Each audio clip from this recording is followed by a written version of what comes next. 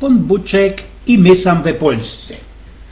Tak jakoś ich bez ostatnie 20 lat pan Buczek ciągiem słyszał naszych pombuczków, odpuść mi ten grzech, politykerów ze wiejski we Warszawie i nie dało mu to pokój, a że się lajsnął telewizją, ze tą naszą misyjną telewizją, za wtoro muszą bulić pensjonisty.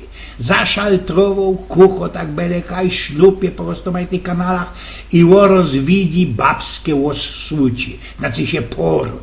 Baba wrześcy piernuje jak stodiosków na swojego chopa cierpi, znosi miękki okropiczne i nasz sprowca, stwórca pyta się. A coż tyż to się tam dzieje? Po jakiemu ta baba tak cierpi wrześcy?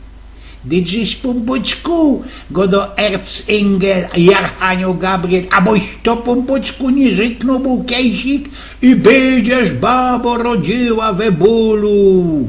Ja powiedziałeś tak, ale przeca było znowu, godołe to ino dla szpasu, odrzyknął pombuczek i już zaś przeszaltrował kanał.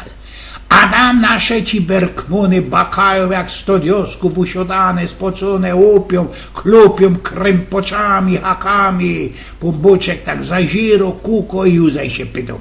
A po jakiemu te grypcoki się tak mordują i gnypią? No ty dziś, już zaś ozwał się Gabriel, żyknąłeś kajsik pombuczku nas i we ciężobie mordyrce będziesz robił człowieku. Tam, ja, godowe, ale no, ja się tak było znowu, mrący pod Fusickim nasz stwórca. Wartko zwekslował zaś program i ujrzał szykowny kościół, szumno fara, a przed nimi luksusowe autoki i hormio spaśnych, gryfniście i bogato obleconych biskupów i inszych kieckowych chopów. Pombuczek uśmiechnął się i powiedział, no, to mi się zdo, festenie to mu mrot takie obroski, a kto to jest?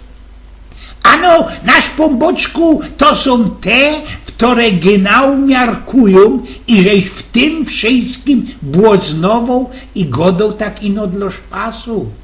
Eugen z Pnioków.